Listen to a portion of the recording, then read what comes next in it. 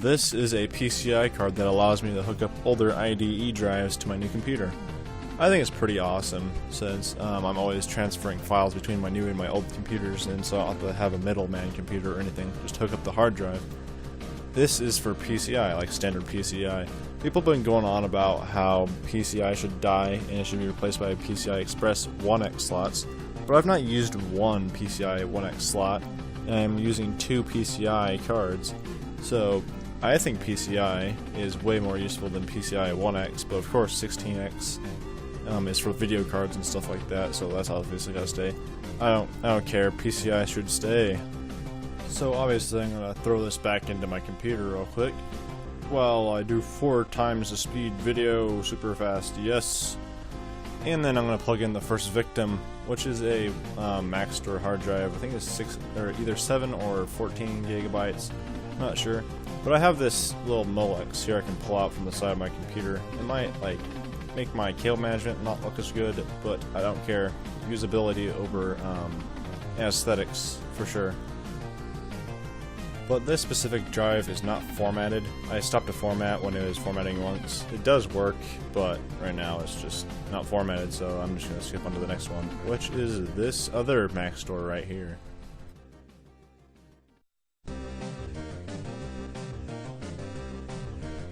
This drive right here has stuff on it, so I'm just going to format it real quick and then throw something on it just to show.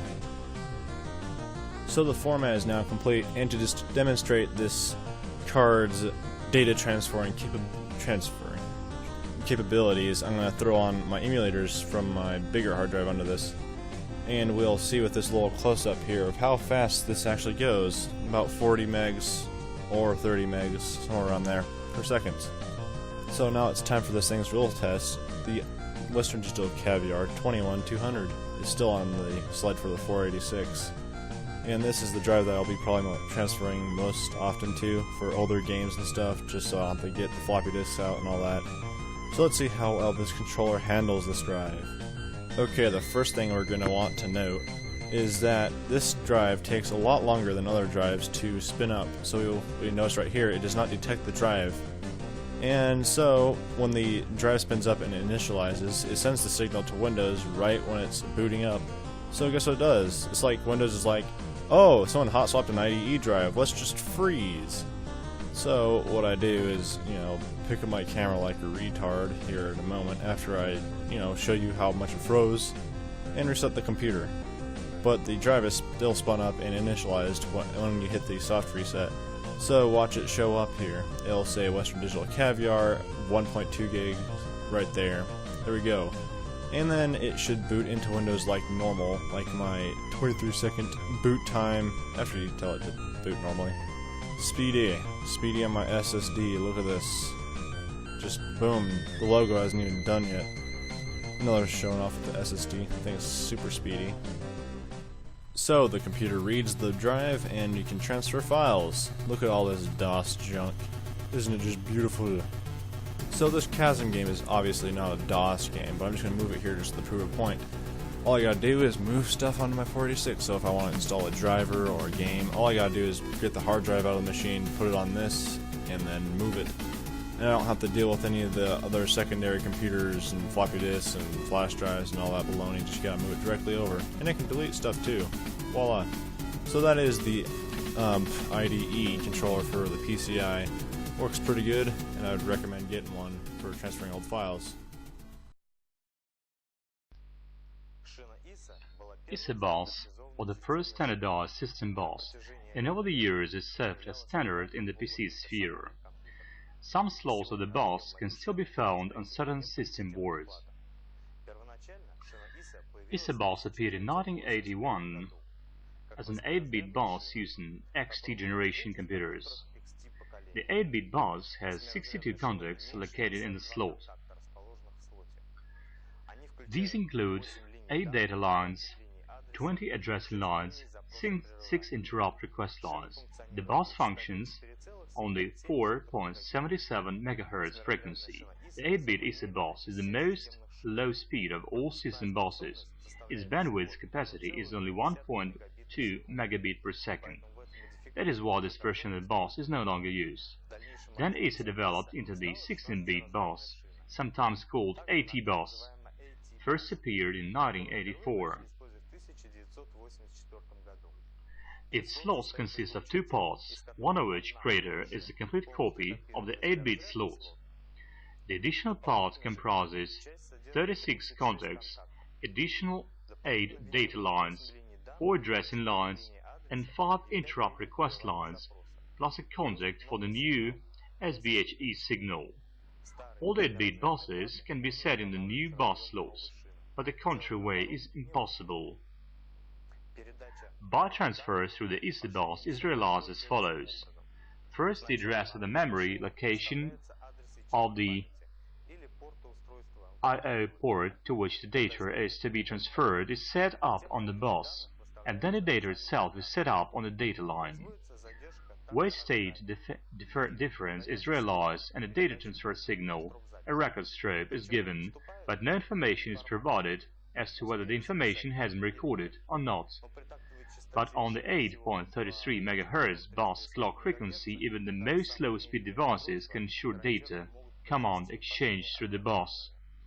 The bandwidth capacity in such a case is 5.3 megabit per second.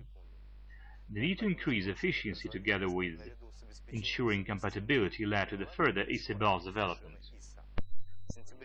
In September 1988, several companies, Compaq, Epson, Hewlett-Packard, NEC, and Olivetti, among them, presented a 32-bit bus extension with full backward compatibility named ACER.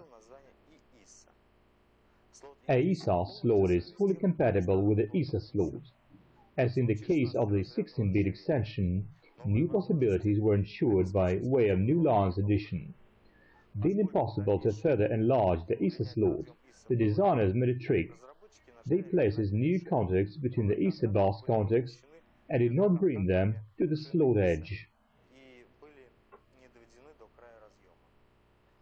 ACER is a 32-bit bus which, in combination with the 8.33 MHz frequency, provides 32 megabits per second bandwidth capacity and addresses memory of up to 4 GB.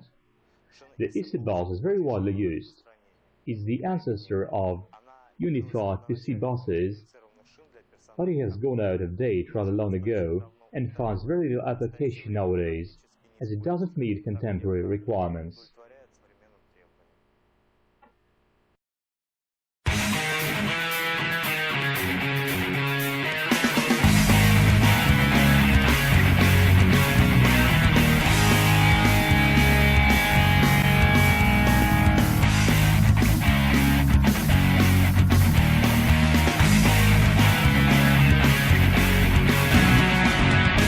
What's going on, everyone? This is going to be another unboxing video, but since this is something small and something that won't appeal to everybody, it's a PCI card, I figured I would combine this unboxing video with an installation video. So if you guys like when I work inside my computer, if you like seeing the components I have and everything, then this is going to be a video that, it's just going to be sort of a lean back sort of video, just me unboxing something and then me installing it and then booting back up and see how it works. So the first part of this is going to be an unboxing, and this is a static controller. If you guys have been watching my YouTube channel in the past month or so, you'll know that I have a solid state drive. And my motherboard, the Gigabyte X58A UD3R, the static controllers aren't the best thing in the world, and so because of that, I don't get the full speed of the drive, even though it's hooked up to SATA 3. So that's what this is going to do. This is, I hook the hard drive up to this, and then this is a PCI card, and from there, the controller in this PCI card should let me get the full speed of my drive. Right now I'm getting about 200 megabytes per second less of a read, and about 100 seconds less of the write. So this should boost things pretty well, and I've heard very good things online about it. So let's just go ahead and proceed with the unboxing. So we have a little tab there, and here we go. And of course, they have a driver CD, which I won't even be needing because I'm just using it with OS X. This card isn't supposed to work with OS X, but it just does. It just works. But there's like a little schematic, I suppose. And, a bunch of really interesting stuff, so I can show you how to install it. Please prepare a floppy disk. That is so current. Anyway, let's go ahead and just take the tape off this. And here's the actual card itself. And even though this does have, the short, I'm not exactly sure PCI what, but I will be putting this into a regular PCI Express slot, so the card will not take up the whole slot. However, I only put it in there because my PCI Express slots will get the full speed, whereas this slot of my motherboard will not. So as you can see, that's where you plug in your SATA. This has 2 connections on it. There are some that have some on the outside, but frankly, I don't know why. Like, if you have like a SATA external hard drive, that's the only reason I could see putting. Like, I wouldn't want wires coming out of my case. But yeah, that's pretty much just the card, and this is why I'm doing an installation video as well, because this would be a very short video. So with that said, let's go ahead and install this thing. Alright, so here's the side of my case. So I'm just going to take these screws off. I have 2 thumb screws on the side. I'm sure you guys have seen this in the past, but it's just a relaxed video. Just, if I'm going to go inside my computer, I might as well record it, right? So the screws are off, and the side door is coming off. And if you guys remember, I have a wire here connecting my fan, which needs to come out, which is a very simple process. As you see, we are now good to go. And now I will focus on the area of interest. Alrighty, before I get started, I just want to show you guys what I'm talking about with those other slots. So as you can see, those little white ones there, those are the regular PCI that this card is supposed to go into. However, if I plug it into those, I really won't get any speed boost at all, because those are faster than a solid state drive, or sorry, those are slower than a solid state drive. However, if I plug the card into one of my bigger PCI Express 2.0 slots, then I will get the full speed of my drive. So while this card looks like it's way too small for this slot, and it will still work. So I'm just going to go and back out now, and hopefully this isn't too boring for you guys. Alright, so here's the card, and the first thing I'm going to do is take off the little things over here. Alright, the first thing I'm going to need to do is to take off these little screws here so that the other side of the card has somewhere to go. So I'm going to go and do that now. And this has never been taken out before, so it's probably going to be tight-ish, so I had to have a screwdriver. Sorry for the arm cam. And here we go. Alright, that can come out. As you can see, it just kind of fell there. And here you go. So now that's a little open space. So here's the card. And I'm just going to go, and it's going to go right in this little blue slot right here. I'm going to try my best not to block it, but I really can't make any promises.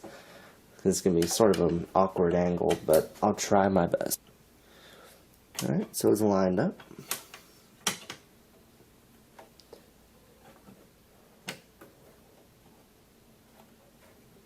And it is now installed correctly, so I'm going to put this screw right back in there. Once again, sorry for the arm cam. Right, the PCI card is now in. Okay, so now I actually have to plug in the solid state drive to my controller card. And so here's the SATA port, the SATA cable really for my solid state, plugged into the SATA 3 port. So I'm going to go ahead and unplug that.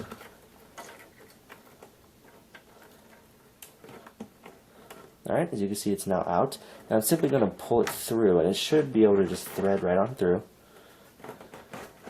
Okay, and now I'm going to go ahead and zoom out a little for you guys. Okay, and now that can simply go in over here. Okay, so here's the cable, and I'm just going to simply plug it in. So hopefully I'm not blocking you guys. There we go, and now the card is plugged in. So the disadvantages of this is pretty obvious. I have now a cable stretching across there, but if I get the speeds advertised on this drive, one cable here will be worth it. Okay, upon further investigation of this SATA card, you actually have to go into multi-beast first before your solid-state drive will boot with it. So that's a big thing. If you ever decide to get a SATA card, especially this one, the ASM 1061 controller chip, if you decide to get that, then you will have to go into multi-beast and install a KEXT before you'll be able to even boot into your hard drive. What I recommend doing is having a backup Lion partition or a Snow Leopard partition, just something that you can run multi-beast with on a hard drive that this won't affect. And with just the regular hard drive plugged into the regular SATA ports on your motherboard, boot into that, and from there install that KEXT in multi-beast to your solid state, and then reboot with your solid state, and it should work just fine. So what I'm going to do is I'm actually going to go and boot up my system for you guys. So as you can see, it's now on. And we have monitors.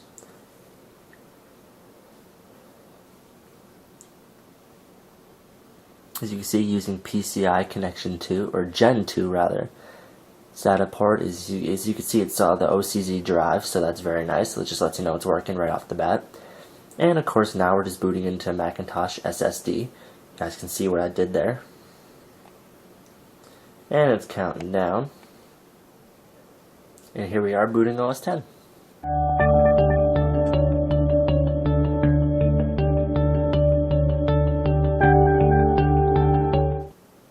Alrighty, so there's my login screen. I'm going to grab my Apple keyboard and type in my password.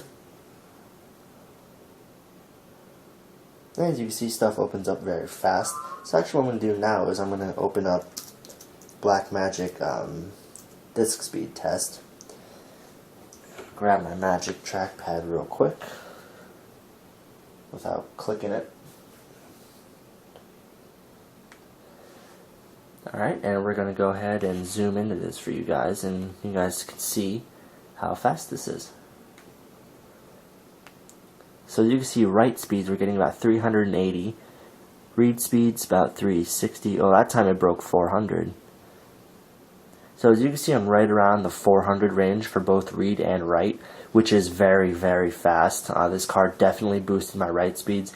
Before, my write speed was about like 280 or something, so it boosted it about 100 megabits per second, and that's simply just because the Marvel controllers on my motherboard just aren't as fast. So I hope you guys enjoyed this video, just a brief installation and unboxing. So if you have any questions about this card or where you can get it, I'm at CPU Kid. If you have any questions about installing text or multi-beast or anything like that to get it working, it's not too hard of a process, but I can help you with that. So before this video gets any longer, thanks for watching.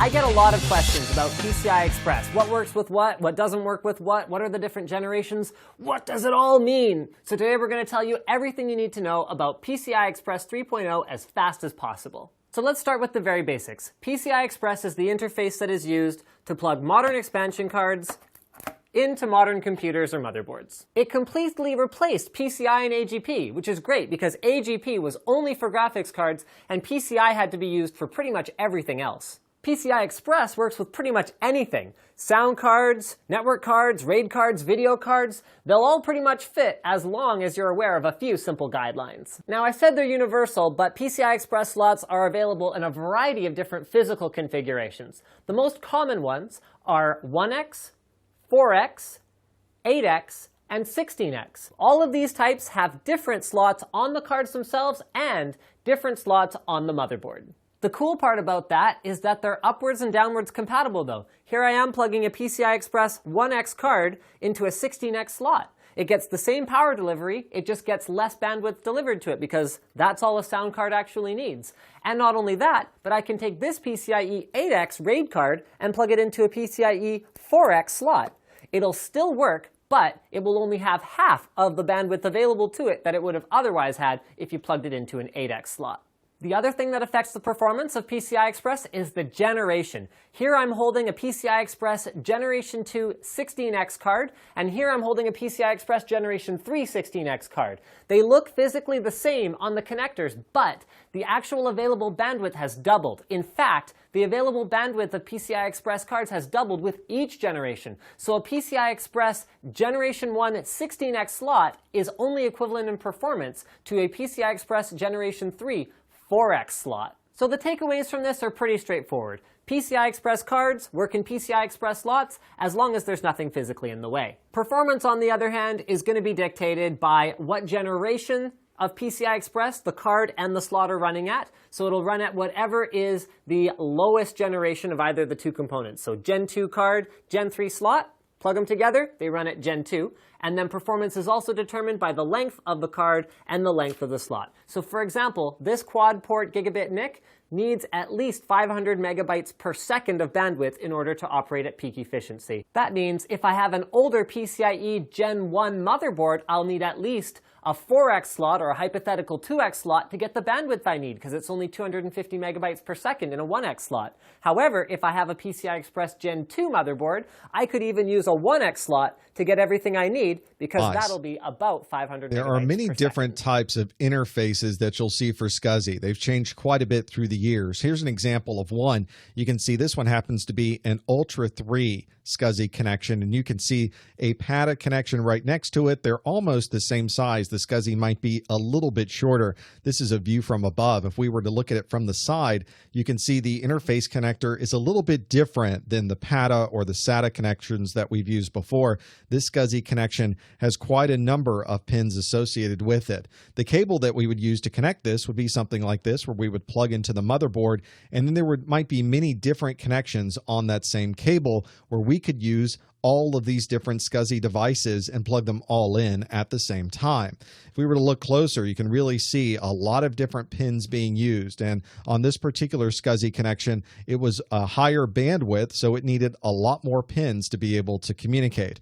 But it may not be this type of connection that you would see with SCSI. Because they've changed so much through the years, you might see a DB25 connection that looks like a serial or maybe even an older parallel connection. They all look very similar, but these are actually SCSI connections. You have to look very carefully to see the differences. Some connections are very clear that they're SCSI. This high density 50 pin connection has locks on the side of it that connect in. That's very, very exclusive to SCSI. And some of these higher density connections as well really make you see that very quickly that's a SCSI connection. There's nothing else that looks quite like those connectors. When you're physically connecting SCSI devices to the SCSI cable that you have, whether they are inside of a computer or outside of a computer, you have to give each one of them a completely unique number. This is called a SCSI ID. So on that single bus, on that single connection coming out of an interface of a computer, we would provide different IDs. For instance, if this was your boot disk, maybe we'll give that SCSI ID 0. If there's a floppy disk or a scanner or an optical device, we might assign that a number 2. If there's a CD-ROM, we might assign that with a SCSI ID of 3. There's also a concept within SCSI connections called a logical unit. So within each physical SCSI ID on that interface, you might have logical units inside of this. This was very common to see if you were plugging in an external SCSI storage device that had multiple hard drives inside of it. You would give the storage device itself a SCSI ID, and then there would be logical units assigned to the individual drives within that single physical device. You also see this quite a bit when you're working with virtualized systems. As I mentioned earlier, the signal that is at the very end of the SCSI bus has to be terminated. There might be a physical terminator, or it might be a termination functionality that's built into the hardware itself. If you ever see what we call SCSI attached devices that are serial attached SCSI, they don't have jumpers, they don't have terminators, they don't have settings. A lot of the more modern storage devices that we are plugging in over something called serial attached SCSI are completely automated in the way that they configure themselves on that SCSI bus. Here's an example of a legacy SCSI device. I think this is an optical device, but it could be a hard drive, it could be a scanner, it could be anything else. Generally, we see two different types of connectors on the back of the device. One of them generally is the connection going in. You can see it written on the back of the device, where we would plug in the in connection from our computer. If we had additional SCSI devices, we would use this out connection to keep the string going, to keep that daisy chain going throughout the connection. If this was the end of the line, if this really was the last device in this SCSI chain, this is where we would plug in the terminator. If this was a device that had the termination built in, there would probably be a connector on this device or a button you could push to say this was the terminating place. And you can also see the SCSI ID number built right into this as well. There's little buttons that would allow you to change that SCSI ID. So when this device plugged in and communicated across the SCSI bus, everyone know that this device was SCSI ID number 6. Once you have everything plugged in, it looks a little like this, where you have a SCSI controller that might be ID 0. Here's SCSI ID 1. That's a hard disk. Here's another hard disk, and they're all chained together with different SCSI IDs. And at the end of the chain is a terminator. Usually these terminators even have a little light so you can see that they are active. Here's a picture of what a SCSI terminator might look like so you can look at the back of your devices and see if you have one of those. That term daisy chain actually came from this idea of taking daisies and connecting them to each other, and you could wear them as bracelets or wear them on your head, and that same daisy chaining was how we came up with this idea of plugging in all of these devices one to the other to create that chain of devices. The back of the SCSI drive looks very similar to the back of any other hard drive. It's just using a very specialized SCSI connection on the back. Usually you have jumpers that can help you designate what the SCSI ID of this drive happens to be. And here's traditional power that you might find so that that drive can be powered up on the inside of your computer. If this was an external device, then you have external power. You usually have options for setting your SCSI IDs that we saw on the SCSI device earlier and the interfaces for going in and out of that SCSI connection. The connection of the SCSI device on your motherboard looks very similar to PATA in that we've got a connection on the motherboard and multiple interfaces on SCSI. But of course, with PATA, we are limited to 2 individual devices, whereas with SCSI, especially the wide bus SCSI, I can connect up to 16 devices, and you would simply find the closest connector to you and plug it in. It doesn't matter where along this particular cable we plug in our SCSI device. The determination of how this device communicates is associated with the ID that you assign to the SCSI device. So you simply plug into the closest connector to you and plug in all of your different SCSI devices, make sure they have different SCSI IDs, and your SCSI communication is now complete. Once you follow those rules, SCSI is very simple to get running, and it's going to provide you with a lot of flexibility to plug in multiple storage devices.